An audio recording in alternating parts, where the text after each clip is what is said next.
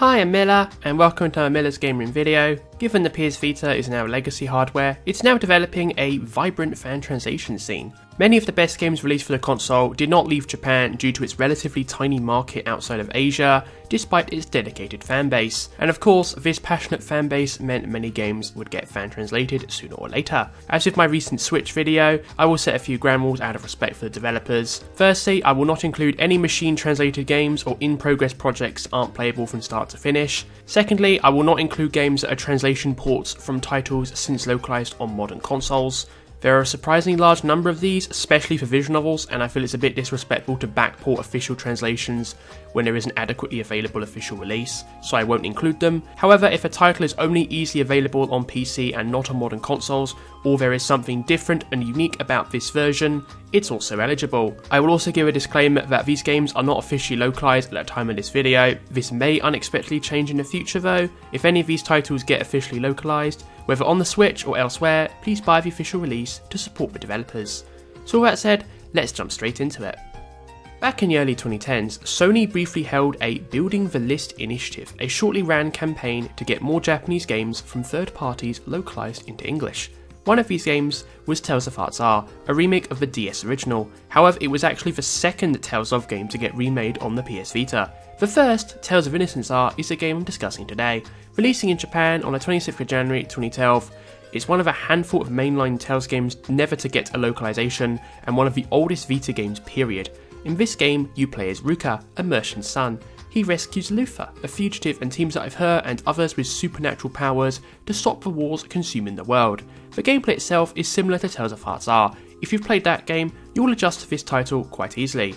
Although Innocence R is clearly a low-budget remake, even more so than Hearts R, it's considered to be better than the DS original and the way to play this game. Hence, there's still demand for this game to be playable in English. Even though Hideo Baba said the title was not planned for a worldwide release, this may change if Hearts R, which came west in 2014, sold well. However, no localization news ever came, most likely due to a lack of interest on Bandai Namco's part. Additionally, given that this Tales title is not Tales of Symphonia, it's unlikely Bandai Namco will remaster this game anytime soon.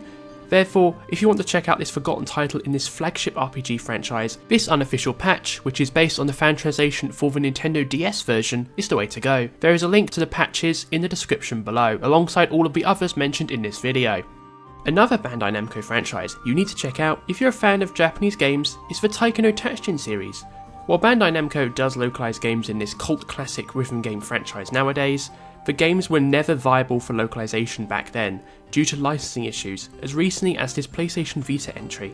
What makes this version of Taiko unique, aside from being for the PS Vita, is the strong emphasis on gaming, anime, and Vocaloid soundtrack. It's basically Taiko Tatsujin for weeaboos, which is very fitting given the tons of unlocalized visual novel ports on the platform in Japan. Notable collaborations for gaming fans include soundtracks from Nippon Falcon, and a Freedom Wars song licensed from Sony, back when they cared for anything other than Western AAA blockbusters with way too big a budget.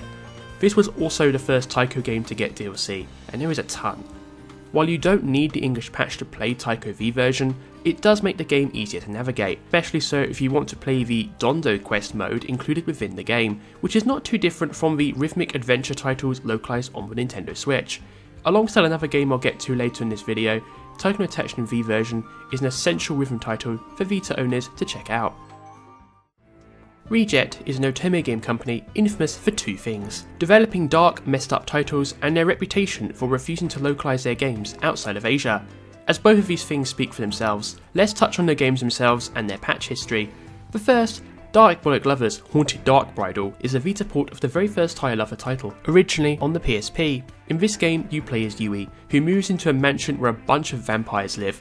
Much of the content includes outright abuse towards the protagonist, making for quite a controversial game. This is shown in the response from the anime adaptation in English-speaking markets, when that was localized many years ago. Despite this though, Die Lovers became one of the most popular otome game franchises of all time, and leading to a consistent fan demand for a localization for the visual novels. However, there is a common belief that Rejet refuses to license their titles for a worldwide release due to piracy concerns and xenophobia. However, a reliable source for this doesn't exist, but that's for another video, I just wanted to mention that now. But regardless of the actual reasons, there was demand for fans to patch the game, which they did in 2019. However, this is where another controversy starts. The fan translation team heavily restricted access to the Haunted Dark Bridal's patch because they didn't want to risk angering Reject if they found out about the patch existing. If you wanted the patch, you'd have to supply proof to the translation team that you purchased the game. Of course, this policy caused a lot of upset. The team were essentially gatekeeping a patch for a game they own no legal rights to, and it was unenforceable anyway because the patch would eventually leak. Which, by the way, it did, because that's how the internet works. The translation group did make a blog post discussing it all, which is quite petty. Unfortunately, the fan translation group ceased all work on other Diabolik Lovers titles. This is why no other games in the series have yet to receive fan translations.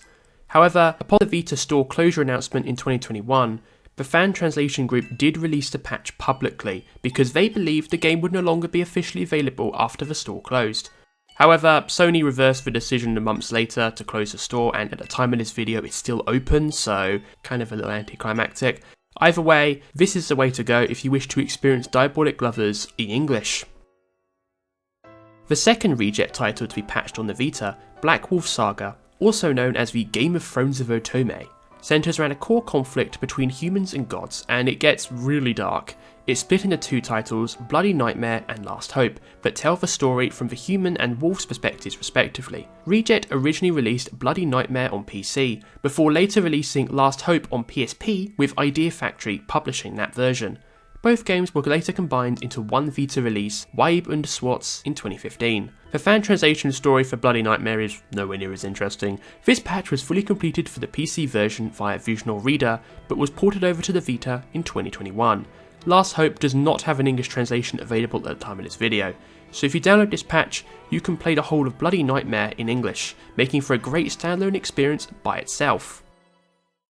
As I touched on in my Switch fan translation video, the Trails series has an accessibility issue outside of Japan. The Sky Trilogy is only available officially outside of Japan on PC, and for the first two games, PSP2. There are no other official ways to play these titles to this day. However, even back in the mid-2010s, Chara-Ani developed HD remasters of the iconic Sky Trilogy on Falcom's behalf, following their ports for the Crossbell games. These ports of the iconic Sky Trilogy contain new character portraits, reorchestrated music, and added quality of life features like turbo mode and revamped UI. The UI for these ports are closer to Falcom's Crossbell games, as well as Cold Steel in comparison to the archaic PC UI. While some of these additions are controversial, especially the soundtrack and visual novel-esque CGs, others appreciated the alternate take. Plus, you can also play with the original music via DLC. Xseed couldn't release the Evolution ports outside of Japan for multiple reasons, which, although aren't publicly confirmed, are possible to infer. The first reason is licensing, as the Evolution ports are developed by Chara-Ani, not Falcom. Additionally, given the fact these versions of the game are PS Vita exclusive, they understandably would not be commercially viable. This is why fans worked to port Xseed's translations of the trilogy on PC over to these Vita ports as unofficial patches. Now it's possible to play Trails in the Sky first chapter, second chapter, and third in English on a portable device, and also PlayStation TV. This is how many people are playing through the trilogy, myself included. As for an official release in the future, although Falcom has recently disclosed publicly they intend to re-release the Sky Trilogy eventually, we don't know what form this re-release will take. It could be straight ports of the PC originals, a full-on remake, or even Chara-Ani just porting the Evolution games again. At the time of this video, Falcom has made no further comments. Therefore, if you want to play the Sky games outside of PC, these fan translation ports are your best option, and I highly recommend them. Also, on the topic of Trails in the Sky Evolution, the Crossbell duology of games, also ported by Chara-Ani, have full English translation patches that use the original Geofront fan translation. While these patches are somewhat redundant due to the official release, the Evolution versions of Zero and AO do feature exclusive content not found in NICE's localization. This includes the revamped soundtrack, the visual-esque CGs, and a few exclusive quests. Hence, I'm adding these versions here as honourable mentions. Going back to the land of controversy, it's time to touch on one of the most controversial games of the 2010s, Omega Labyrinth Z. Look, it wouldn't be a Vita video without a boob game, and as I'd likely get replies mentioning it, and because this story is genuinely wild on its own merits, here is Omega Labyrinth Z. This is a roguelike RPG developed by Matrix Software and published by D3 Publisher for the Vita and PS4. Gameplay is similar to the Sharon the Wanderer Mystery Dungeon gameplay style, but with lots of moe anime girls. Then of course there's all the fan service, which does include touchscreen mechanics involving big breasts, which I'm not detailing here. This game was originally announced for a worldwide release by British publisher P-Cube Games in 2018. However, Sony blocked the release at the last moment possible. This follows Australian, German and the United Kingdom banning the game, which by extension also led to the game's releases in Ireland and New Zealand being cancelled as well. Even the BBC covered this situation, and when the right-wing Tory-run and controlled BBC is covering your game, you've definitely messed up somewhere. Also, Sony's increased disdain for anything that's not a big budget Western AAA blockbuster was showing around this time, with particular, albeit understandable, disdain for ecchi. Subsequently, Sony forced P-Cube to cancel the official release, which costed them and D3 publisher a lot of money. With an official release now impossible, fans had to step in to enable an English release. They retranslated the title for Vita and PS4, they understandably couldn't use the official translation. They released a patch allowing you to play the game in English. Due to the controversies and the financial drain Omega Labyrinth Z was, D3 will likely never touch this game again. Therefore, if you really want to play Omega Labyrinth Z, this fan translation is the best you'll ever get. Plus, D3 publisher did move on to Omega Labyrinth Life, which did get a worldwide release with no issue. Which is quite strange as the games are quite similar, but I digress. Back in the early to mid 2010s, otome games on consoles were a new thing in the West. Idea Factory and Axis Games were slowly introducing the genre to the West, mostly via re-releasing the same game on multiple platforms. That title is Hakuoki, Demon and the Floating Blossom, one of the most popular otome games of all time, and spawned several spin-off titles including Sweet School Life. This spin-off takes a cast of Hakuoki into a laid-back high school setting. It was equally well received as the base game upon its original Japanese release. While Axis have localised older gems like Code Realize, Norn 9 and Color X Malice throughout the Vita's life, no Hakuoki title would be licensed again, aside from yet another re-release of Demon and the Floating Blossom via Idea Factory themselves. In 2016, Axis Games confirmed at an Anime Expo panel they were trying to convince Idea Factory to let them localise Hakuoki Sweet School Life. They also asked fans to contact Idea Factory directly so they know the demand. However, given the Vita is dead and we've heard nothing since, it's safe to assume Axis Games ultimately could not localise the games. This is one reason fans worked to translate Sweet School Life, and they finally managed to release a full English patch for this game in 2021. Now it's possible to play through a Hakuoki title that's not a remaster or remake of the same goddamn core story in English. Although this game has since come to the Nintendo Switch, Idea Factory International has not licensed any Hakuoki titles, both ports and all new fan discs, for localization throughout the entire console's life.